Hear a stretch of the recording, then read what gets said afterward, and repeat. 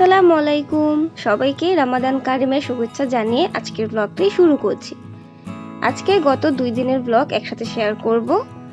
তাহলে চলুন কথা না বাড়িয়ে আজকের ব্লগটা আমরা শুরু করি। এটা ছিল চতুর্থ রমজানের দিন। চতুর্থ রমজানে আমি একটা খাস্তা পুলি পিঠা বানিয়েছি। আপনাদের জন্য একটা রেসিপি শেয়ার করছি। তার জন্য আমি এখানে প্রথমে 1 কাপ কোরানো নারকেল দিয়েছি, তার মধ্যে দিয়ে দিয়েছি হাফ কাপ পরিমাণ চিনি। এখন চিনিটা গলে যাওয়া পর্যন্ত আমি নারকেলটার সাথে এটা খুব ভালোভাবে রান্না করব। ওইভাবে রেসিপি আসলে শেয়ার করতে পারছি না, কারণ ইফতারের সময় কিন্তু অনেক কাজ থাকে, তো একাই একাই আমি ভিডিওটা করার চেষ্টা করছি। এই খাস্তা পুলি পিঠাটা আমার কাছে ভীষণ মজা লাগে এবং ইফতারি মেনুতে যদি খাবারটা থাকে তাহলে খুবই ভালো লাগে। তো একটা পর্যায়ে দেখবেন আপনার চিনিটা গলে গেছে এবং নারকেলের সাথে একটা আঠালো ভাব সৃষ্টি হয়েছে, তখনই বুঝতে হবে যে আমাদের এই পুলি পিঠার পুরটা রেডি। তো এই যে আমার পুরটা রেডি হয়ে গেছে। এখন চলে যাব খাস্তা পুলি পিঠার খামিরটা তৈরি করতে। তার জন্য আমি এখানে নিয়েছি 1.5 কাপ পরিমাণ ময়দা। অবশ্যই ময়দা দিয়ে করার চেষ্টা করবেন, এতে খামিরটা খুব সুন্দর হয়। তারপর দিয়ে দিচ্ছি হাফ চা চামচ লবণ, এবং লবণের সাথে ময়দাটা খুব ভালোভাবে যখন মাখিয়ে নিলাম, এরপর এখানে দিয়ে দিব 4 টেবিল চামচ তেল। তেলটা দেওয়ার কারণে কিন্তু আমাদের এই খাস্তা পুলি পিঠার খামিরটা খুবই খাস্তা হবে। তো এখন আমি তেলটা দিয়ে ময়দার সাথে খুব ভালোভাবে ঘষে ঘষে মাখিয়ে নিচ্ছি। এখন মুঠি করে যখন দেখবেন এরকম দলা পাকিয়ে যাচ্ছে ময়দাটা, আবার ভেঙে দিলে গুঁড়া গুঁড়ো হয়ে যাচ্ছে, তখনই বুঝতে হবে আমাদের খামিরটা খুব ভালোভাবে তৈরি হয়ে গেছে। দেখতেই পাচ্ছেন কেমনটা হবে। এখন আমি এখানে দিয়ে দিব পানি, এখানে নরমাল পানি। এটাকে আমি একটু একটু করে দেব এবং খামিরটা তৈরি করে নিব। একেবারে কিন্তু বেশি পানি দেওয়া যাবে না, তাহলে কিন্তু আমাদের খামিরটা নরম হয়ে যাবে এবং এই ডোটা কিন্তু একটু শক্তই হতে হবে। তো এই যে আমার খামিরটা তৈরি হয়ে গেছে। এখন একটা ভিজা রুমাল দিয়ে আমি এটাকে ঢেকে রাখবো। যদি শক্ত হয়েছে তার জন্য নরম হওয়ার জন্য এটাকে আমি 30 মিনিটের মতো ঢেকে রাখবো। এরপরে আমি আর কোনো শ্যুট নিতে পারিনি, আমি পুলি পিঠাগুলো তৈরি করে ফেলেছি। আমার চ্যানেলে কিন্তু ভাজা পুলি পিঠা একটা রেসিপি আছে, চাইলে আপনারা সেটা দেখে কিভাবে পুলি পিঠা তৈরি করতে হয় সেটা দেখে নিতে পারেন। আমি শুধু পুরটা আর খামিরটা তৈরি করে দেখালাম। ইনশাআল্লাহ একদিন আপনাদের সাথে রেসিপিটা পুরোপুরি শেয়ার করার চেষ্টা করব।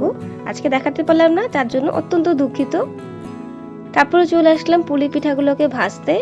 এখানে তেলটা কিন্তু অবশ্যই কুসুম গরম হতে হবে। কুসুম গরম না হলে যদি আমরা গরম তেলে পিঠাগুলো ছেড়ে দেই তাহলে উপরে একটা বুদবুদির আবরণ সৃষ্টি হবে, তখন খাস্তা পুলি পিঠাটা দেখতে ভালো লাগবে না। খাস্তা পুলি পিঠার উপরের আবরণটা কিন্তু একদম সমান হয়। তো আমি সময়ের কারণে একটু চুলাটা বাড়িয়ে দিয়েছিলাম এবং দেখতেই পাচ্ছেন আমার উপর দিয়ে এরকম বুদবুদির সৃষ্টি হয়ে গেছে। তো চুলার আঁচটাকে মিডিয়াম করে আমি ভেজে নিলাম। ভাজা হয়ে গেলে এখন আরেক পাশের চুলায় পেঁয়াজু ভাজতে চলে এসেছি। তো তেলটা যখন গরম হয়ে গেছে এখন পেঁয়াজগুলো ছেড়ে দেওয়া হচ্ছে।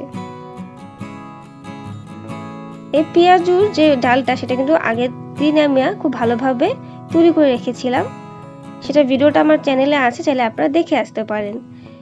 আমরা এই ডালের মধ্যে একটুখানি আস্ত মুসুরির ডাল দিই, এতে স্বাদটা আরো বেশি ভালো লাগে। আপনারা এভাবে একবার বাসায় ট্রাই করে দেখতে পারেন। সবগুলো পেঁয়াজু দিয়ে এখন পেঁয়াজুগুলোকে লাল হওয়া পর্যন্ত ভেজে নেওয়া হচ্ছে। তো পেঁয়াজু ভাজা শেষ, পেঁয়াজগুলো ভাজা হয়ে গেছে। এখন সেই তেলে আলু চপগুলো ছেড়ে দেওয়া হচ্ছে। আমি কোনো কিছু ঠিকমতো ভিডিও করতে পারিনি, সময়ের স্বল্পতার কারণে একটু একটু শর্ট নিয়েছি এবং সেটা আপনাদের সাথে একটু শেয়ার করার চেষ্টা করেছি। তাহলে সময় হয়ে গেছে, খাবারগুলো পরিবেশন করলাম। প্রথমে জিলাপি ছিল, এখানে 2 রকম শরবত, একটা বানানা কলা স্মুদি, যেটা আমার চ্যানেলে আপলোড করা আছে, সেটা দেখে নিতে পারেন। আরেকটা ছিল লেবুর শরবত গুড় দিয়ে তৈরি করা। আর এখানে আমার খাস্তা পুলি পিঠা, যেটা অনেক মজা হয়েছে। তারপরে ছিল খেজুর। খেজুর ছাড়া ইফতার কিংবা রোজা কিন্তু পুরোপুরি অসম্পূর্ণ, তো খেজুর কিন্তু থাকাই লাগবে। তারপর এই পাশে ছিল তরমুজ। ইফতারে কিন্তু কম বেশি ফল থাকাই লাগে, সারাদিন রোজা রাখার পর এত ভাজা পোড়া খাওয়া ঠিক না, তাই ফলটা এবং শরবতটা সবার আগে খাওয়া উচিত। তারপরে এই পাশে ছিল চিড়া এবং দই। আমাদের রমজান মাসে কিন্তু আব্বুর এই চিড়া দইটা লাগবে, তো এটা থাকবে অবশ্যই। তারপর এখানে সব ভাজা পোড়া আইটেম, বেশি কিছু করি নাই, যা করেছি। তারপর আলহামদুলিল্লাহ এখানে ছিল পেঁয়াজু, ডিম চপ এবং আলুর চপ।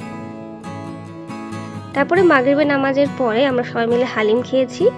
এটা রাঁধুনি হালিম মিক্স, গরুর মাংস দিয়ে হালিমটা রান্না করা হয়েছিল এবং এই হালিমটা খেতেও কিন্তু মাশাআল্লাহ অনেক মজা।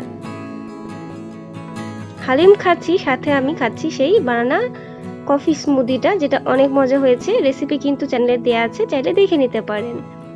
এরপর চলে আসলাম পঞ্চম রোজাতে। পঞ্চম রোজাতে প্রথমে এখানে হালিম রান্না করা হচ্ছে।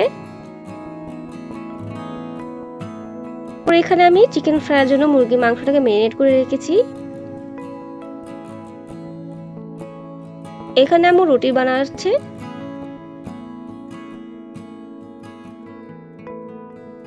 এই যে এমন সুন্দর গোল গোল রুটি তৈরি।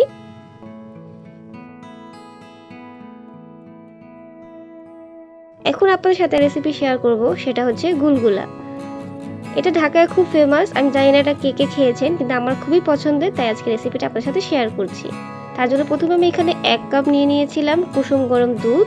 তার মধ্যে নিয়েছি 1/3 কাপ চিনি। এরপর দিয়ে দিচ্ছি 1 চা চামচ ইনস্ট্যান্ট ইস্ট।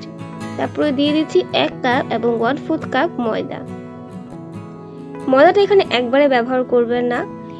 এই গুলগুলার ডোটা অতটা শক্তও না, আবার অতটা নরমও না, এমন একটা ডো হয়। আমি দেখাবো কেমন একটা ডো তৈরি হবে। হয়ে গেলে সবশেষে দিয়ে দিচ্ছি 1/2 চা চামচ বেকিং সোডা। এখানে বেকিং সোডাটা অবশ্যই ব্যবহার করতে হবে। তারপরে দিয়ে দিচ্ছি 1/4 চা চামচ লবণ।